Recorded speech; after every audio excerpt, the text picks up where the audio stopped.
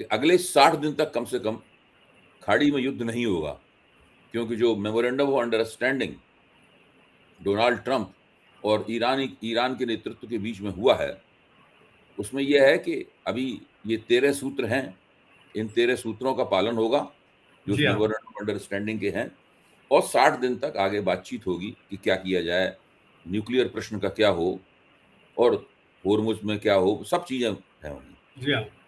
ठीक है, इससे काफी परिस्थितियां बदलेंगी। कम से कम कुछ दिन तक होर्मुज से जहाजों का सीधा आदान प्रदान, आवाजाही होती रहेगी। उसके बाद फिर ईरान उनके ऊपर अपना टोल टैक्स भी लगाएगा, ऐसी समझ भी उससे निकलती है मेमोरेंडम ऑफ अंडरस्टैंडिंग से। बहरहाल हमारी अर्थव्यवस्था कहाँ फंसी हुई है, किस जगह मौजूद है इस वक्त? भारत में तो तेल के दाम बढ़ चुके हैं, गैस के दाम बढ़ चुके हैं, थोक मूल्य सूचकांक भी बढ़ गया है, खुदरा मूल्य सूचकांक भी बढ़ गया है, बहुत बुरी हालत है। अभी अभी हमारे जो भारत सरकार के केंद्र सरकार के जो मुख्य आर्थिक सलाहकार हैं, उनका मैं एक वायरल क्लिप देख रहा था, जिसमें वो कह रहे थे कि भाई एआई में हम कुछ कर नहीं पाए और मैन्युफैक्चरिंग में भी हम कुछ नहीं कर पाए, तो अब रोजगार के नाम पर हमारे नौजवानों के लिए यही बचा है कि वो प्लम्बिंग करें, वो इलेक्ट्रीशियन बने और वो केयर अस्पतालों में नर्स का काम करें वगैरह। इस प्रकार की यही चीजें हैं, इन पे हमें जोर देना चाहिए।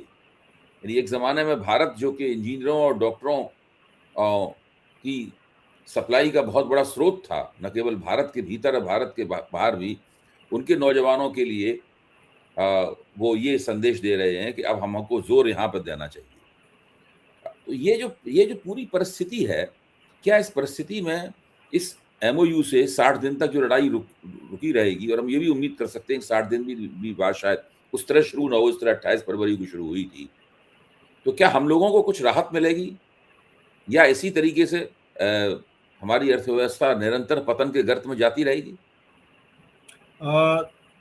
अभय जी, ऐसा है कि मेरा मानना है कि अनिश्चितता तो अभी भी बनी हुई है।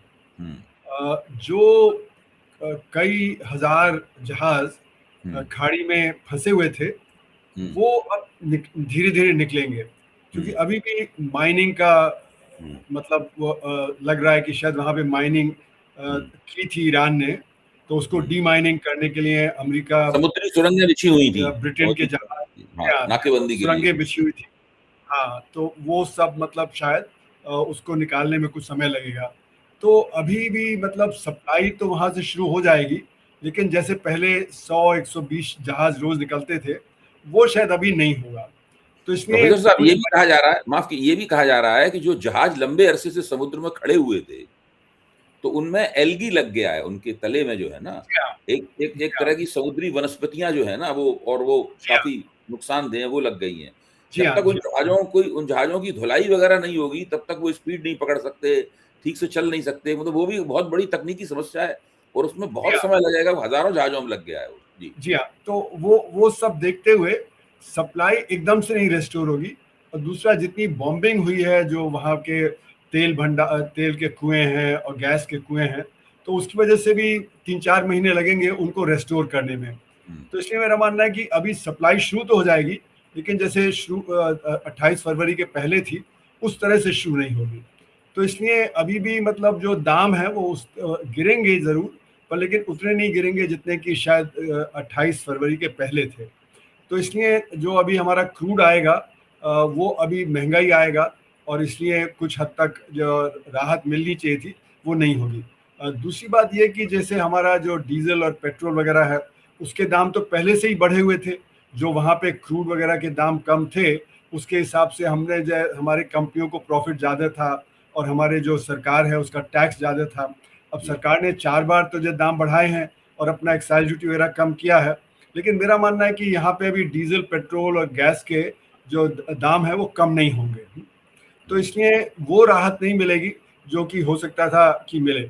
तीसरी बात ये है कि इजराइल नहीं चाहता कि जो एग्रीमेंट है वो आगे बढ़े, और वो कोशिश करता रहेगा कि वो कुछ ना कुछ अड़ंगा लगाए। जैसे कि उसने पहले दिन ही हिजबुल्लाह पे ज़बरदस्त हमला किया, इस बहाने से कि उसके 4 सिपाही मारे गए। तो इजराइल अभी भी नोक झोंक करता रहेगा। हालांकि वांस ने काफ़ी स्ट्रॉन्ग स्टैंड लिया, हालांकि जब प्रेसिडेंट ट्रंप ने किया, और उसकी वजह यह कि अमेरिका नहीं चाहता कि युद्ध आगे बढ़े। अमेरिका चाहता है कि युद्ध खत्म हो, क्योंकि उसको काफ़ी ये समझ में आ गया कि ईरान झुकने वाला नहीं है। और ईरान ने भी जो हमला किया उनकी बेसिस पे, वो काफ़ी ज़बरदस्त हमला किया, इजराइल पे भी हमला किया। पर जो इजराइल है वो चाहता है कि ईरान को तहस नहस कर दिया जाए, जिससे ईरान आगे उठ ना खड़ा पाए। उसी तरह मेरा मानना है जो खाड़ी के देश हैं, सऊदी अरेबिया वगैरह, वो भी चाहते थे ईरान को बहुत बड़ा झटका अमेरिका दे, जिससे कि वो आगे खड़ा ना हो पाए। लेकिन अब तो ऐसा लग रहा है कि जो संधि होगी उसमें जो अमेरिका की जो बेसेस हैं पश्चिम एशिया में, उनको हटाना पड़ेगा, क्योंकि ईरान को तभी एक सर्टेनिटी होगी कि दोबारा हमला ना हो। क्योंकि उन्होंने 2 बार देखा कि बातचीत चल रही थी और एकदम से हमला हो गया।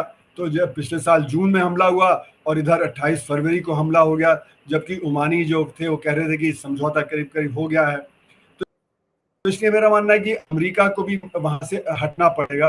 और वो इजराइल तो एक वहां पे था ही, लेकिन उनकी बेसिस थी जिससे वो सोचते थे कि एक सिक्योरिटी प्रोवाइड करेंगे,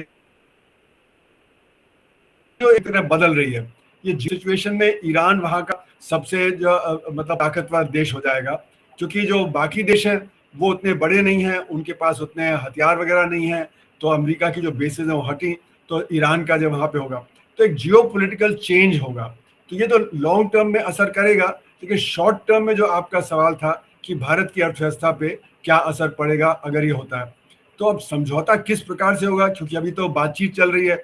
अभी तो ये एक समझौता नहीं है, ये तो एक फ्रेमवर्क जैसे कहा जाए कि किस प्रकार से वो करेंगे। जैसे आपने न्यूक्लियर का इशू किया, वो एक बड़ा पेचीदा इशू होगा, क्योंकि ईरान अपनी सॉवरेनिटी के लिए वो कह रहा है कि हम वो 440 जो किलोग्राम हमारे पास एनरिच यूरेनियम है वो देने को तैयार नहीं है। और हमारा राइट है कि हम एनरिच करें, हालांकि हम बम नहीं बनाएंगे, पर हम एनरिच करें, क्योंकि ये हमारा एक सॉवरेन राइट है। उसी तरह और भी चीज़ें, जैसे लेबनान पे उन्होंने कहा कि लेबनान में अटैक नहीं होगा, तो ये भी एक बात है जो अमेरिका मान गया है, इजराइल जिसको मान नहीं रहा है। तो यानी कि जो 15 पॉइंट थे जो वांस के शुरू में जब वो पाकिस्तान में मिले थे, उससे अब ये जो 13 पॉइंट है वो काफ़ी अलग है, क्योंकि जो कई चीज पे उनके ड्रा वगैरह वो सब जो है अब ये सब हट गए हैं। तो यानी कि ईरान का जो सॉवरेन राइट है उसको काफी हद तक रिकग्नाइज किया गया है। तो अभी जो समस्या हमारी आएगी वो ये कि अब हम मतलब तेल कहाँ से लेंगे, क्योंकि अभी रूस से ज्यादा तेल ले रहे हैं और वेनेजुएला और अमेरिका से ले रहे हैं। लेकिन अगर ईरान का रास्ता भी खुल गया तो ईरान से हमें और सस्ता तेल मिल जाएगा, पश्चिम एशिया से हमें और सस्ता मिल जाएगा। तो उससे हमारे जो क्रूड की शॉर्टेज, गैस की शॉर्टेज, वो तक कम हो जाएगी। फर्टिलाइज़र की शॉर्टेज भी कुछ हद तक कम हो जाएगी। लेकिन फर्टिलाइज़र की शॉर्टेज कम होने के साथ साथ हमें ये भी देखना पड़ेगा कि इस समय सुपर एल नीनो चल रहा है। ऑलरेडी हमारा जो मानसून है वो रुक गया है। शुरू में वो देर से चला और फिर थोड़ा बहुत 4-5 दिन चला और फिर रुक गया। तो अभी जो पश्चिम भारत के जो प्रांत हैं वहाँ पे 80% शॉर्टफॉल चल रहा है रेनफॉल का। तो ये एक संकेत है कि जो सुपर एल नीनो ने काम करना शुरू कर दिया, जिसको पहले समझा जा रहा था कि जुलाई अगस्त में एल नीनो आएगा, लेकिन ये जून जुलाई में फिर बाद में बताया, और जून के बीच से ही ये सुपर एल नीनो शुरू हो गया। तो हमारे खाद्यान्न पदार्थ जो हैं उनके दाम काफ़ी तेज़ी से बढ़ सकते हैं। तो ये एक अनिश्चितता बहुत बड़ी है, जिसकी वजह से हो सकता है कि दाम ना कम हो। और आपने देखा, जैसे आपने कहा कि जो होलसेल प्राइस इंडेक्स यानी थोक सूचकांक जो है वो तो ऑलरेडी काफ़ी तेज़ हो गया है, और उसका असर धीरे धीरे हमारे रिटेल प्राइसेस भी पड़ेगा। क्योंकि ये जो युद्ध था उसमें सिर्फ क्रूड ऑयल और गैस की शॉर्टेज नहीं थी, क्रूड ऑयल से और भी बहुत सारे जो तत्व निकलते हैं उनकी भी शॉर्टेज थी। जैसे कि दवा बनाने के जो API होते हैं, प्लास्टिक्स होते हैं, जो पैकेजिंग मटेरियल होता है, फिर जो फर्टिलाइज़र है, फिर हीलियम है, बहुत सारी चीज़ों की शॉर्टेज हो गई थी। इसलिए बाकी और चीज़ों के दाम भी बढ़ रहे थे, तभी जो थोक सूचकांक तेज़ हो गया था। तो ये जो शॉर्टेजेस है ये अभी मेरा मानना है कि 4-6 महीने और चलती रहेंगी। कुछ लोगों का कहना है कि ये सब शायद शॉर्टेजेस साल भर भी और आगे तक चले। और दूसरी बात ये होती है कि जब एक बार दाम बढ़ जाते हैं तो अक्सर गिरते नहीं हैं। खाने पीने की वस्तुओं में तो जरूर गिर जाते हैं जब सप्लाई बढ़ जाती है, पर जो इंडस्ट्रियल गुड्स हैं, जो सर्विसेज हैं, वहाँ पे दाम एक बार बढ़ते हैं तो गिरते नहीं हैं, तो दाम बढ़े रहेंगे। दूसरी तरफ जो हमारे वर्कर्स हैं उनकी जो तनख्वाह है वो नहीं बढ़ती है। तो इसलिए जब दाम बढ़ते हैं तो उनकी जो रियल परचेजिंग पावर है वो कम हो जाती है। जब उनकी रियल परचेजिंग पावर कम हो जाती है तो उसका असर ये होता है कि हमारा जो डिमांड है अर्थव्यवस्था में वो कम होती है।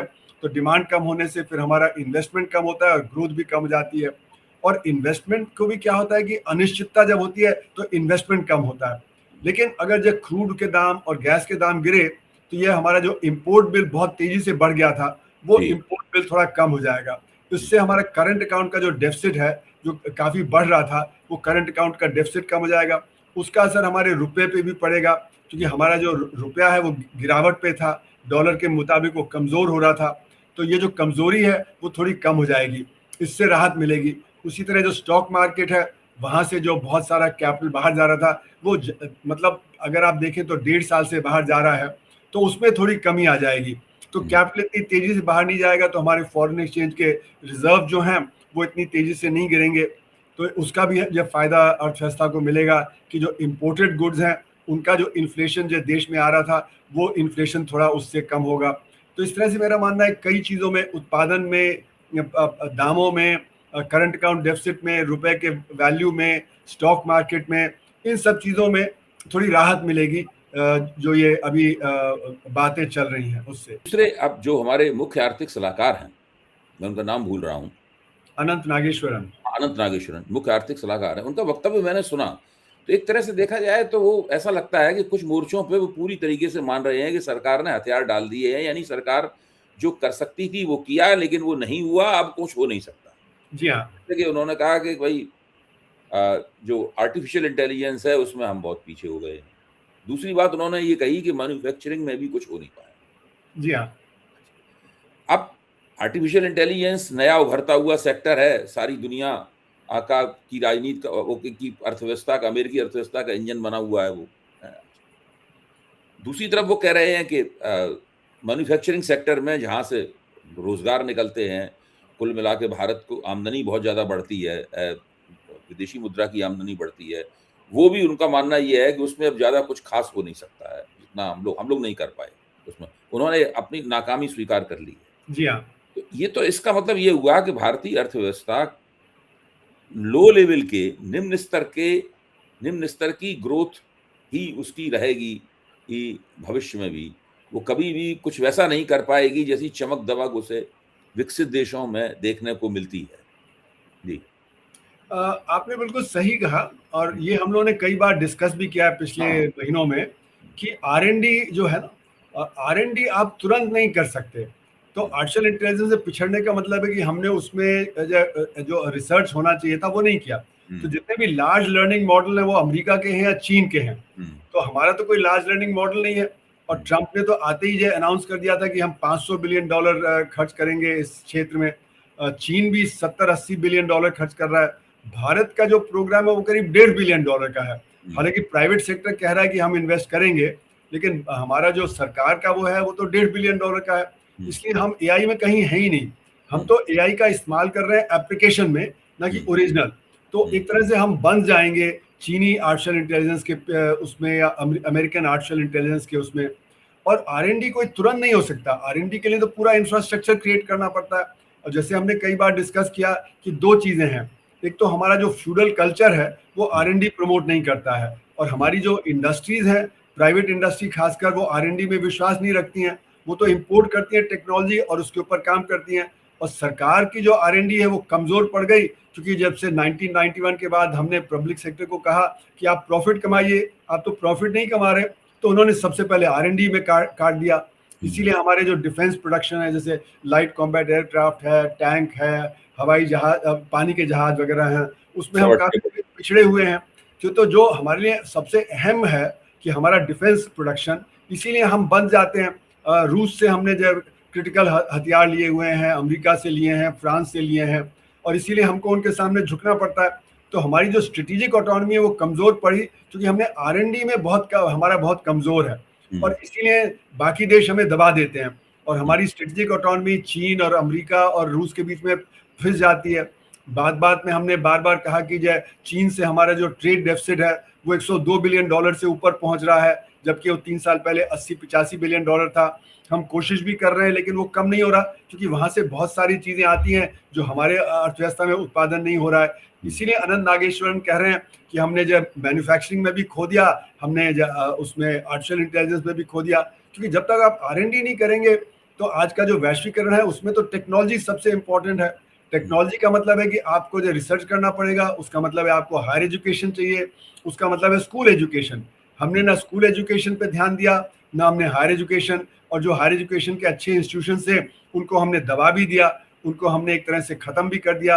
वो चाहे दिल्ली यूनिवर्सिटी हो, चाहे जो जवाहरलाल नेहरू यूनिवर्सिटी वगैरह हो, वहाँ पे जो एक बड़ा दबाव डाल के उनको जो ख़त्म सा हमने कर दिया है। वहाँ पे जो रिसर्च एंड डेवलपमेंट है वो बहुत कमज़ोर होता चला जा रहा है, जिस प्रकार का दबाव बढ़ता चला जा रहा है इन यूनिवर्सिटीज़ पे।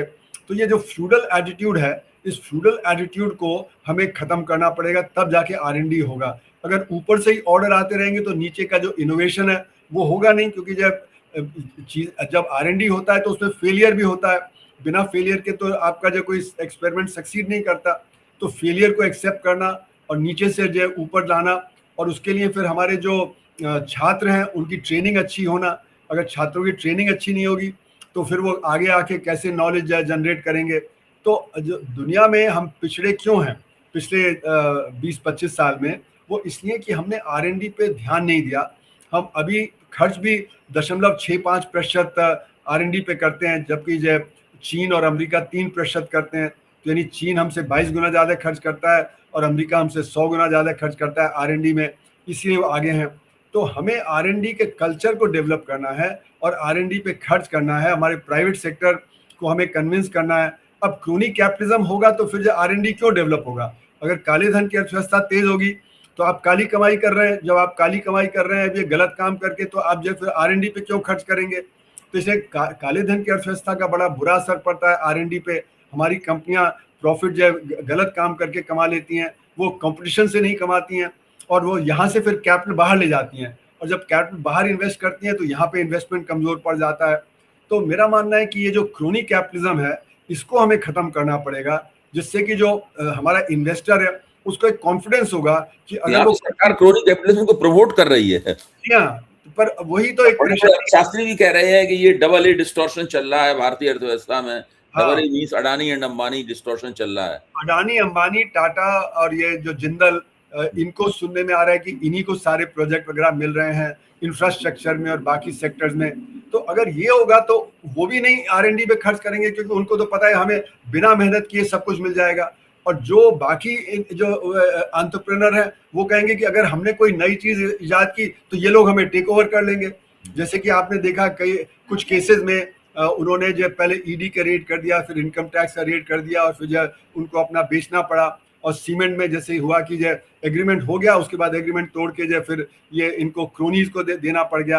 तो इसलिए जब ऐसी स्थिति होगी तो ये क्रोनी जो है वो नहीं R&D करेंगे, उनको तो आसानी से प्रॉफिट होगा, और जो क्रोनी नहीं है वो इन्वेस्ट नहीं करेंगे R&D में, क्योंकि उनको टेक ओवर कर लिया जाएगा। तो इन्वेस्टमेंट क्लाइमेट और R&D का क्लाइमेट ये तभी बनेगा जब हमारे यहाँ फेयर डील होगा। अगर फेयर डील नहीं होगा तो नहीं होगा।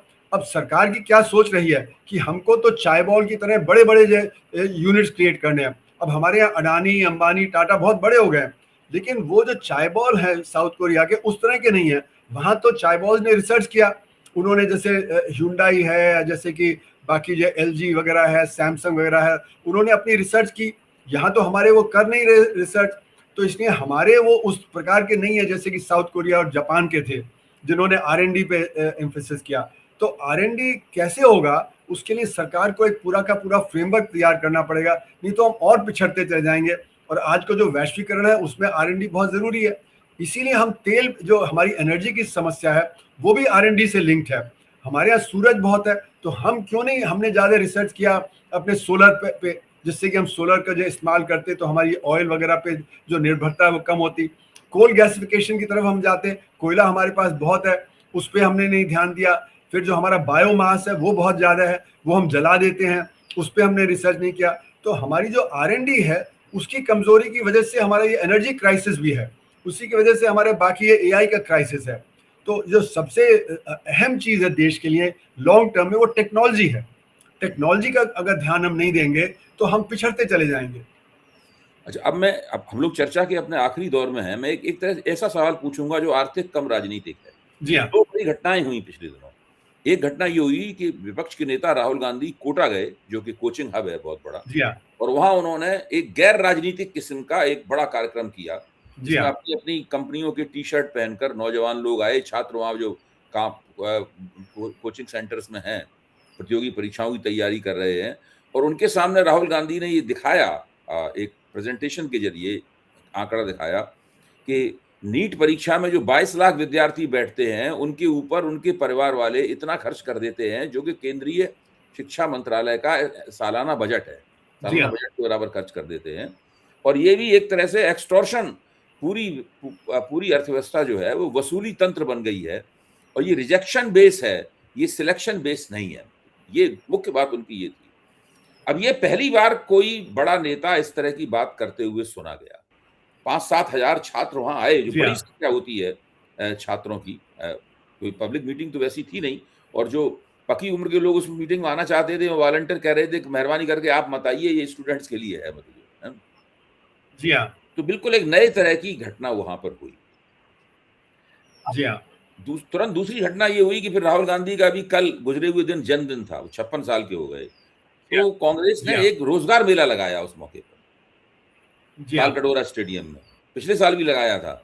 उसमें बहुत सारी कंपनियां आई, और छात्र भी, वो लोग रोजगार की तलाश में, वो भी सब आए, और उनमें बहुतों को ऑफर लेटर्स मिले।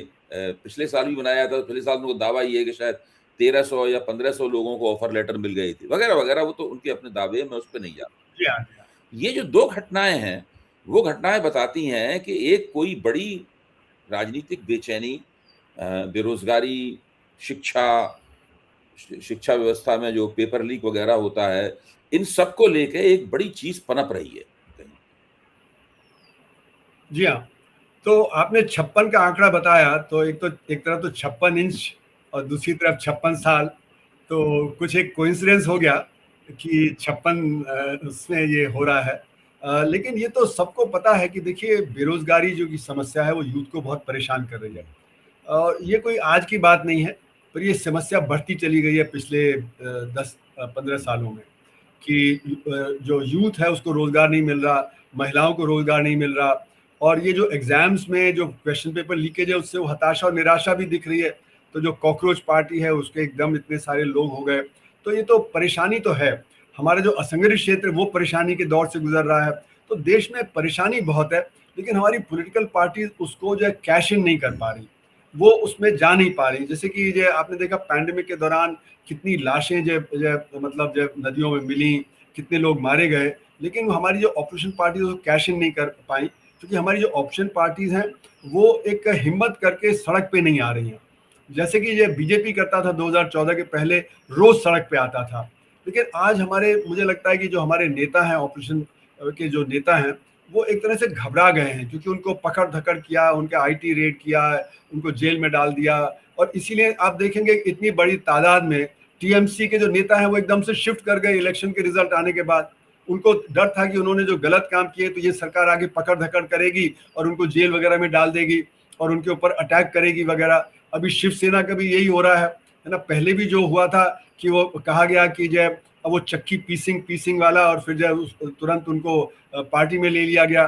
तो मेरा जो मतलब है कि जब एक पॉलिटिकल माहौल जो है उसमें ऑपोजिशन सड़क पे आके जो रोष है, जो गुस्सा है लोगों का, जो यूथ का, जो महिलाओं का, उसको जो है ऑर्गेनाइज नहीं कर पा रही है। और हमारे जो ट्रेड यूनियंस वगैरह हैं वो भी इसको ऑर्गेनाइज नहीं कर पा रहे। किसान यूनियंस हैं वो या वर्कर्स के साथ कंबाइन करके, क्योंकि दोनों में परेशानी है, उसके साथ नहीं हो पा रहे। तो देश में एक तरह का बिखराव है। जो बिखराव है उससे ये नहीं। अब आपने शिक्षा की बात की, कोचिंग की बात की, तो ये तो एक बहुत पुरानी चीज़ है जो हम पिछले 20-25 साल से बोल रहे हैं, लिख रहे हैं, कि चाहे परिवार खर्च करे प्राइवेट कोचिंग में या वो करे ये स्कूल में, तो वो तो परिवार का ही खर्चा है। तो अगर हम अच्छी शिक्षा बना दें स्कूलों में, तो ये प्राइवेट कोचिंग की जरूरत ही नहीं पड़े। अभी बच्चे स्कूलों में नहीं जा रहे, वो कोचिंग कर रहे हैं शाम वगैरह को। वो कोई और प्रोफेशनल चीज़ें अटेंड कर रहे हैं, तो उससे हमारी जो शिक्षा पद्धति है स्कूल की, कॉलेज की, वो बहुत ही कमज़ोर पड़ गई है। तो इस यही वजह है कि पब्लिक जब एजुकेशन कमज़ोर होगी तो इस तरह का होगा, और जितने प्राइवेट इंस्टीट्यूशंस आएंगे तो वो फिर चीटिंग भी करवाएंगे वो तरह तरह से, क्योंकि उनको तो जो फिर कमर्शियल इंटरेस्ट हो जाएगा कि अगर हमारे इश्तिहार आएंगे कि हमारे बच्चे जब फर्स्ट सेकंड थर्ड आए हैं तो फिर जो हमारे जो कोचिंग ज़्यादा अच्छा चलेगा, तो आप देखेंगे पूरे पेजेस में जब भरे रहते हैं अखबारों में कि AIR 1, AIR 5, AIR 10, और हमारे जो टॉप 1000 में इतने सारे 100 बच्चे आ गए, 150 बच्चे आ गए, वगैरह वगैरह। तो ये जो है जानबूझ के जो हमारा प्राइवेट सेक्टर है वो फिर ये कमर्शियल और प्राइवेटाइजेशन जो एजुकेशन का है उसका फ़ायदा उठाते हुए पैसे बना रहा है। और इसीलिए आप देखेंगे कि कैपिटेशन फ़ी भी चलती है कि मतलब अगर आपको एडमिशन चाहिए तो आप पैसे दीजिए, तो आपका अगर रैंक कम भी है तो भी। तो सवाल उठता है कि एज अ कंट्री हम कैसे खर्च करना चाह रहे हैं, हम प्राइवेटली खर्च करना चाह रहे हैं पब्लिकली।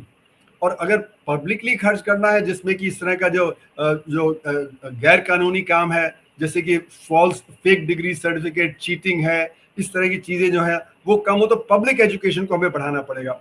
इसीलिए जैसे इलाहाबाद हाई कोर्ट का जजमेंट आया था 2018 में या उसके आसपास कि जितने भी हमारे पॉलिटिशियंस हैं, ब्यूरोक्रेट्स हैं, पुलिस हैं वगैरह, उनके बच्चों को सरकारी स्कूल में पढ़ना चाहिए, तभी सरकारी स्कूल अच्छे होंगे। तो एक वो कॉमन स्कूल सिस्टम, उसकी भी बात हम लोग काफ़ी समय से कर रहे हैं कि जो भी बच्चा है वो अपने जो घर के 2 किलोमीटर या 3 किलोमीटर के दायरे में वहीं पे स्कूल में जाए। तो फिर ये जो प्राइवेट स्कूल्स हैं जो बेतहाशा फीस चार्ज करते हैं, जो कि जब फिर जो तरह तरह की गैर कानूनी काम में लग जाते हैं, वो सारी चीज़ें कम हो जाएंगी। तो एक रैशनल पॉलिसी थी होगी कि हम पब्लिक एजुकेशन और पब्लिक हेल्थ इनको बढ़ाएं, इन पे खर्च बढ़ाएं, और उसके लिए हम टैक्स कलेक्ट करें, डायरेक्ट टैक्स, जैसे कि हमने 1997 में JNU टीचर्स एसोसिएशन की तरफ से सजेस्ट किया था कि एक 2% का सेस लगना चाहिए कॉर्पोरेट प्रॉफिट पे और इनकम टैक्स पे। तो ये कॉर्पोरेट सेक्टर और इनकम टैक्स पे इन्हीं को जब एजुकेशन से फायदा हुआ तो सरकार ने वो बात मानी और JNU टीचर्स एसोसिएशन की बात मानी, और 2% उस समय से सेस लग रहा है। तो इस तरह से हम सेस लगा के पब्लिक के लिए रिसोर्सेज रेज करें और अपना जो एजुकेशन का बजट है वो 6% GDP का और उससे आगे कर दें, जिससे पब्लिक एजुकेशन आगे बढ़े। उसी तरह हेल्थ है, उसमें अभी हम 1.3% से आगे नहीं गए, वहाँ पे 3% हम करें। तो इसके लिए हम अपना वेल्थ टैक्स से और बाकी चीज़ों से साधन उठाएं और फिर ये इन चीज़ों पे खर्च करें, जिससे कि public health, public education better हो। नहीं तो जो परिवार है उसका तो खर्च हो ही रहा है, वो चाहे प्राइवेट जो इंस्टीट्यूशन में जाए, पब्लिक इंस्टीट्यूशन में जाए, वो तो परिवार का खर्च है। और जो रैशनल ये होगा कि पब्लिक एजुकेशन बेटर कर दी जाए, जिससे कि ये सारा हो जाए। और आप देख रहे हैं कि अगर जो प्राइवेट इंस्टीट्यूशंस आगे बढ़ रहे हैं, हमारे पॉलिटिशियंस के, हमारे ब्यूरोक्रेट्स वगैरह के, तो वो चाहते हैं पहले पब्लिक एजुकेशन डिस्ट्रॉय हो जाए। इसीलिए अगर JNU में आपको 24 रुपए प्रति माह पे आप PhD कर सकते हैं, तो आप फिर एक प्राइवेट यूनिवर्सिटी में जाके 5 लाख रुपए साल या 10 लाख रुपए साल क्यों देंगे? क्योंकि ये JNU का जो प्रेस्टीज अभी भी ज़्यादा है। तो इसलिए पहले JNU को, दिल्ली यूनिवर्सिटी को और पब्लिक यूनिवर्सिटीज़ को डिस्ट्रॉय करना ज़रूरी है, तब जाके प्राइवेट सेक्टर आगे बढ़ेगा। तो हमारे देश में पिछले 20 साल 25 साल से ये प्रोग्राम चल रहा है कि पब्लिक हायर एजुकेशन इंस्टीट्यूशन है उनको ख़त्म करो, उनको पैसा नहीं दो, वहाँ पे फैकल्टी की कमी है। IITs में, IIM में, JNU सेंट्रल यूनिवर्सिटीज़ में 30% जब पोस्ट खाली पड़ी हैं, वहाँ पे आप एडहॉक टीचर्स और जब ये गेस्ट लेक्चरर्स इनसे काम चला रहे हैं, तो उनका वो कमिटमेंट नहीं होगा जो टीचिंग वगैरह में, वो भी देखेंगे कि भाई पैसा कैसे हम और कमाएं। तो इसलिए जो सारा का सारा हमारा एजुकेशन सिस्टम है, जो प्राइवेटाइजेशन और कमर्शलाइजेशन के चलते हुए बहुत बुरी तरह से डिस्ट्रॉय हुआ। इसीलिए हम लोगों ने मिल के एक पीपल्स एजुकेशन पॉलिसी की बात की कि जो न्यू एजुकेशन पॉलिसी 2020 है वो तो एक प्राइवेटाइजेशन, कमर्शलाइजेशन इसकी तरफ जा रही है, पर उससे तो और नुकसान होगा। तो हम लोगों ने पीपल्स एजुकेशन पॉलिसी का ड्राफ्ट तैयार किया, उसको एक पीपल्स पार्लियामेंट जो हमने बंगलौर में की 21-22 जनवरी को, वहाँ पे हमने किया। उससे हम जब कैंपेन कर रहे हैं सारे देश में कि इस तरह की जो पीपल्स एजुकेशन पॉलिसी चाहिए, तो तभी जाके जब एजुकेशन में रिफॉर्म होगा, तभी ये कोटा सेंटर और जो कोचिंग और ये व्यापम और ये सारी चीज़ें हैं उन पे अंकुश लगेगा और R&D बेहतर होगी। बहुत बहुत शुक्रिया प्रोफेसर साहब, आप बहुत विस्तृत और महत्वपूर्ण बातचीत हम लोगों ने की कि जो मेमोरेंडम ऑफ अंडरस्टैंडिंग हुआ है उसका भारतीय अर्थव्यवस्था पे क्या असर होगा, और कुल मिलाकर हमारी जो पहले से बनी हुई तमाम समस्याएं हैं, जम चुकी हैं, जैसे हमारा जो अनुसंधान और विकास है, रिसर्च एंड डेवलपमेंट, वो बिल्कुल बहुत कम है, ना के बराबर है। हमारी शिक्षा व्यवस्था की बहुत बुरी हालत है। उसकी वजह से रोज़गार, बेरोज़गारी, ये सब बहुत बड़ी-बड़ी समस्याएँ हैं, जिनकी तरफ हम लोग बिल्कुल ध्यान नहीं दे पा रहे हैं। मुझे उम्मीद है कि आपकी आवाज़ पहुँचेगी उन लोगों तक और वो लोग उसके ऊपर कुछ विचार करेंगे, वरना हम लोग तो चर्चा इस विषय पे करते ही रहेंगे। बहुत-बहुत शुक्रिया।